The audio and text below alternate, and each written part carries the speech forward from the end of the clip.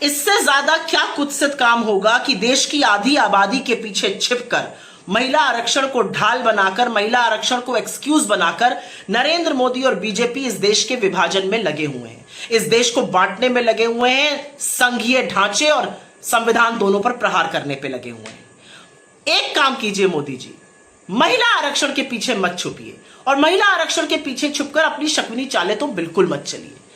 असलियत बताते हैं। 30 महीने पहले सितंबर 2023 में आप महिला आरक्षण का बिल लेकर आए। आपने उसमें शर्तें लगाई कि पहले जनगणना होगी, फिर परिसीमन होगा, डिलिमिटेशन होगा और फिर महिला आरक्षण आएगा।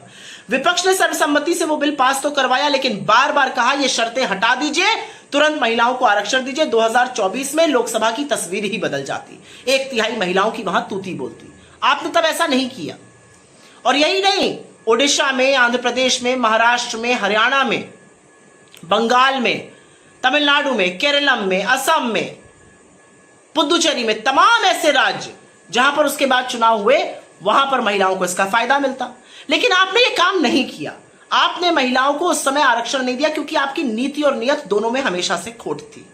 और आपकी नीतियों का बयान करने से पहले यह तो बता दूं कि 1989 में जब राजीव गांधी जी, जिनको मैं महिला आरक्षण का जनक मानती हूं, जब वो विधेयक पेश करते हैं पार्लियामेंट में, लोकल बॉडी इलेक्शंस, पंचायती राज में महिलाओं के आरक्षण के लिए, तो उसका पुरजोर विरोध और उसके खिलाफ वोटिंग करने का काम लालकृष्ण आडवाणी जी, अटल बिहारी वाजपेयी जी, जसवंत सिंह जी और राम जेठमलानी जी करते हैं। तो ये तो आपकी असलियत है। लेकिन फिर भी कांग्रेस की सरकार ने 73rd और 74th कॉन्स्टिट्यूशनल अमेंडमेंट पास कराया और उसके चलते पंचायती राज में महिलाओं को 1/3 आरक्षण मिला, जिसके चलते आज 15 लाख निर्वाचित महिलाएं हैं और उनकी संख्या अब 33 पर नहीं 40% पर पहुंच गई है। तो ये कांग्रेस की देन है। आपके कुछ बददिमाग लोग कहते रहते हैं कि कांग्रेस ने 2010 में क्यों नहीं पास कराया महिला आरक्षण। बिल्कुल सही कहते हैं, हम पास कराना चाहते थे, हमारी बहुत कोशिश थी कि हम उसको पास कराएं, हम पूरी तरह से प्रतिबद्ध थे उसको पास कराने के लिए, लेकिन हम एब्सोल्यूट मेजॉरिटी की सरकार नहीं चला रहे थे, हमारी घटक दलों की सरकार थी। हमारे कुछ घटक दल इस बारे में नहीं माने, हमने बहुत कोशिश की। लेकिन अब ये आर्ग्यूमेंट मैं पलटकर आपसे पूछ सकती हूं, 2014 और 2019 पे आपकी प्रचंड बहुमत की सरकारें आई, अब आप घटक दल की सरकार चला रहे हैं, देश ने नकेल कस दी है। उन प्रचंड बहुमत की सरकारों से आपने महिला आरक्षण का बिल पास क्यों नहीं कराया? और अगर आपने 2014 से 2019 के बीच में कराया होता तो 2019 की लोकसभा में लोगों को फायदा मिलता, महिलाओं को। और उसके बाद जितने भी देश भर में चुनाव हुए, सारे राज्यों में चुनाव हुए लगभग, उसके बाद पिछले 12 सालों में सबको फायदा मिलता महिला आरक्षण का। आपने ऐसा नहीं किया क्योंकि आपकी नीति और नियत में खोट है। इसलिए महिलाओं को मुद्दा मत बनाइए, आधी आबादी के पीछे मत छुपिए, ये कुत्सित काम मत करिए। अब बात करते हैं असल मुद्दे, क्योंकि महिला आरक्षण मुद्दा नहीं है, वो सेटल हो चुका है कॉन्स्टिट्यूशन में। मुद्दा है डिलिमिटेशन, और आप जानबूझकर सारे बिल एक साथ प्रेजेंट कर रहे हैं जिससे कि उसके खिलाफ वोट करने के चक्कर में आप ये बोलिए कि विपक्ष जो है वो महिला विरोधी है। विपक्ष बिल्कुल भी महिला विरोधी नहीं है। विपक्ष के पास ज्यादा महिला नेतृत्व है, महिला नेत्रियां हैं, महिला एमपीज हैं। तो प्लीज ये ज्ञान बिल्कुल मत दीजिए। डिलिमिटेशन की बात करनी जरूरी है। आपने जो विधेयक पेश किया है उसके चलते आप कॉन्स्टिट्यूशन के 5 आर्टिकल्स को बदलिएगा, 55, 81, 82, 172, 330, 332 और 334A। एक्चुअली 6 आर्टिकल्स को आप बदलने जा रहे हैं।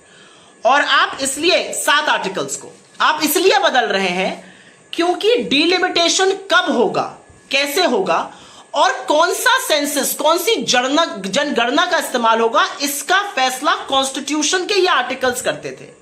अब आप इन 7 आर्टिकल 55, 81, 82, 172, 332, 334A को बदलकर यह फैसला कॉन्स्टिट्यूशन, संविधान से हटाकर सरकार को दे रहे हैं। सरकार एक सिंपल मेजॉरिटी से लोकसभा में यह पास करा लेगी कि डिलिमिटेशन कब होगा और कौन सी जनगणना इसमें इस्तेमाल होगी। तो आप संविधान पर पहला प्रहार कर रहे हैं, संविधान को कमजोर कर रहे हैं, संविधान के इस प्रावधान को खत्म कर रहे हैं कि कॉन्स्टिट्यूशन डिसाइड करे कि डिलिमिटेशन कब होगा और उसमें कौन सी जनगणना का इस्तेमाल होगा।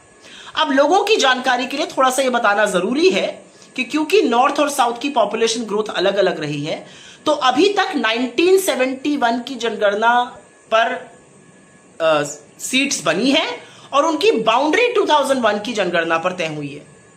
इसी का पालन होते हुए आया है।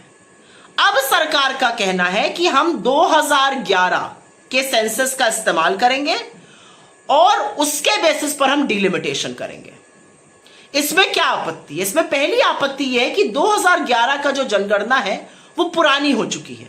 It has passed its sell by date, जिसको अंग्रेजी में कहा जाता है, वो पुरानी हो चुकी है। इनफैक्ट उसके चलते आज 10 करोड़ लोग पीएम गरीब कल्याण योजना से भी बाहर हैं, फूड सिक्योरिटी एक्ट से बाहर हैं, क्योंकि वो जनगणना पुरानी हो चुकी है। और अगर आप ही का आर्ग्यूमेंट में यूज करूं, आप तो एसआईआर में 4-4 करोड़ लोगों के नाम कटवा रहे हैं यूपी में, तो जब 4 करोड़ है ही नहीं तो परिसीमन आप कैसे करिएगा? किस बेसिस पर आप ये डिसाइड करेगा कि एससी एसटी सीट्स कौन सी होंगी, विमेन सीट्स कौन सी होंगी? आपके पास ओबीसी के भी आंकड़े नहीं है।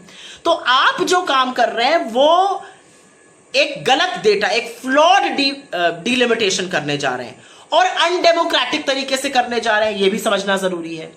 आज 543 सीटों की लोकसभा में सदर्न स्टेट, जो दक्षिण के राज्य हैं, साउथ के राज्य हैं, उनकी भागीदारी, उनका प्रोपोर्शन करीब करीब 24.3% है।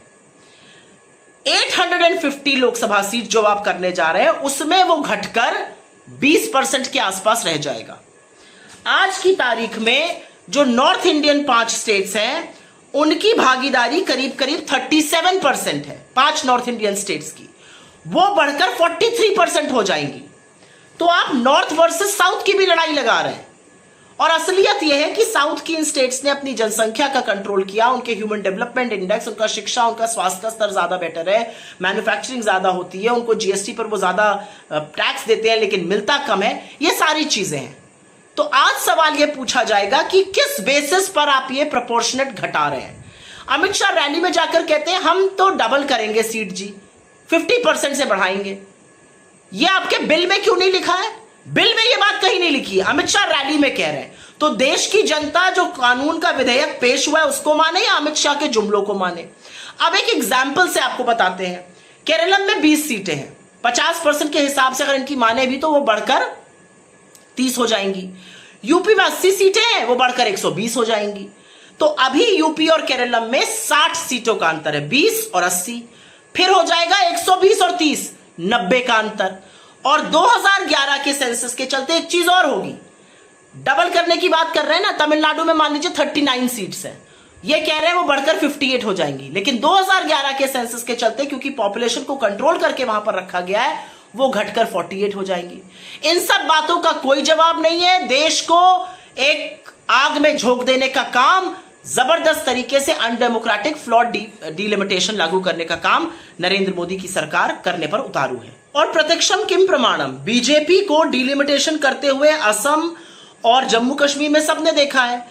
ऐसी सीट्स हैं जहां पर 8 लाख वोटर है, फिर ऐसी सीट्स हैं जहां पर 25 लाख वोटर है, ऐसी सीट्स हैं जहां पर 6-6 असेंबली आती है, ऐसी सीट है जहां पर 12-12 असेंबली आती है। अगर डिलिमिटेशन ही करना था तो प्रोपोर्शनल तरीके से करना चाहिए था, इक्वल रखनी चाहिए थी जनसंख्या। ये काट छांट कर कि कैसे हम सत्ता में किसी तरह से काबिज रहे, सबको पता है इनकी असलियत, कैसे ये डिलिमिटेशन करना चाहते हैं और क्या ये काटना छांटना बांटना चाहते हैं इस देश को। इससे ही अब तीसरी बात जाती है और वो ज्यादा और भी जरूरी बात है। इस सरकार ने हमेशा से जातिगत जनगणना का विरोध किया। जातिगत जनगणना का इसलिए विरोध किया क्योंकि आरएसएस के लोग हैं, जहां पर दलितों, पिछड़ों, आदिवासियों की तो कोई पूछ ही नहीं है, वहां पर कोई सरसंचालक आज तक ठाकुर और ब्राह्मण को छोड़कर बना ही नहीं है, तो ये उसके बारे में मानते हैं। इन्होंने सुप्रीम कोर्ट में भी हलफनामा देके कहा जातिगत जनगणना नहीं होगी। प्रधानमंत्री ने तो मन से कहा जो जातिगत जनगणना की बात करते हैं वो अर्बन नक्सल होते हैं। फिर राहुल गांधी जी और कांग्रेस के पुरजोर कोशिश के बाद 1 साल पहले ये जातिगत जनगणना को माने। अब जनगणना हो रही है, ये कहते हैं 2027 में आंकड़े आ जाएंगे। तो जब जातिगत जनगणना के आंकड़े 2027 में आ जाएंगे, आप उसका इंतजार क्यों नहीं कर रहे हैं? अगर आप तेलंगाना और बिहार का कास्ट सर्वे उठाकर देखिएगा तो तेलंगाना और बिहार में ओबीसी की संख्या 65-70% से भी ज्यादा की है। और इसीलिए हम महिला आरक्षण में ओबीसी महिलाओं के आरक्षण की बार बार आपसे बात कर रहे हैं, लेकिन आप वो करने को तैयार नहीं है। ऐसा क्यों है? ये एक पॉइंट ऑफ डिस्कशन है। दूसरा पॉइंट ऑफ डिस्कशन है, यह तरीका सरकार का है मनमाने ढंग से परिसीमन करने का, डिलिमिटेशन करने का और किसी तरह से कास्ट सेंसस से बच लेने का, क्योंकि अब पार्लियामेंट में सरकार डिसाइड करेगी कि डिलिमिटेशन कब होगा और कौन सा सेंसस यूज होगा। अगर आप 2026 में डिलिमिटेशन करने की कोशिश कर रहे हैं तो 2027 में नए आंकड़े आने पर तो फिर तो नहीं करिएगा। तो ये जो सारी कोशिश है आपकी, ये कहीं ना कहीं आपका पर्दाफाश कर रही है, महिलाओं के पीछे छिपकर ये कुत्सित कार्य प्लीज मत करिए। ये दिखाता है आपकी कुटिल गंदी सोच, ये दिखाता है आप महिलाओं को कितना मूर्ख समझते हैं, और ये दिखाता है कि आप अपनी सत्ता पर काबिज रहने के लिए हर उस पैतरे का इस्तेमाल करने को तैयार हैं जिससे संघीय ढांचे, संविधान सबको स्वाहा कर जाना पड़े। आपको उससे जरा सी भी दिक्कत नहीं होगी। ये आपकी असलियत है और ये देश आपकी पूरी असलियत समझ रहा है।